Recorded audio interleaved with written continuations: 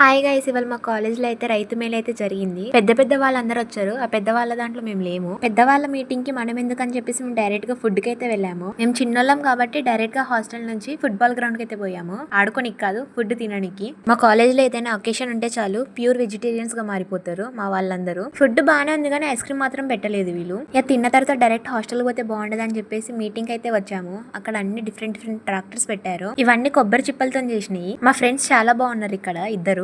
బియ్యం రకరకాలు ఉన్నాయి, పోయి బుక్కుదాం అంటే వీళ్ళు ప్యాకింగ్ చేశారు. ఇవి వచ్చేసి పర్ఫ్యూమ్ బాటిల్స్. ఇవన్నీ ఆర్గానిక్ అన్నమాట. ఇవి సోప్స్, క్రీమ్స్. ఇవి వచ్చేసి షోకి. ఇవేమో పట్టు పురుగులు, పట్టుకుంటే కుట్టేటట్టున్నాయి. దీంట్లో వచ్చేసి కోళ్లు, మేకలు, బాతులు అని అలిచిపోయినట్టున్నాయి. అందుకే పనుకున్నాయి, రెస్ట్ తీసుకుంటున్నాయి. నేను మా ఫ్రెండ్స్ సంక్రాంతికి ముగ్గులు అయితే ట్రై చేస్తాం. స్టడీలోనే ఫస్ట్ టైం అనమాట చెట్లకు డబ్బులు కాయడం. ఇక మీటింగ్ అయిపోయింది. ఇక డెకరేషన్ తో ఏం పని అని చెప్పేసి ఫ్లవర్స్ అయితే మేము పీక్కున్నాం అన్ని. సడన్ గా మాకు రెక్కలు వచ్చాయి, అంటే ఐస్ క్రీమ్ బండి వచ్చింది. ఇక ఐస్ క్రీమ్ తింటూ మీకు సెలవు. సబ్స్క్రైబ్.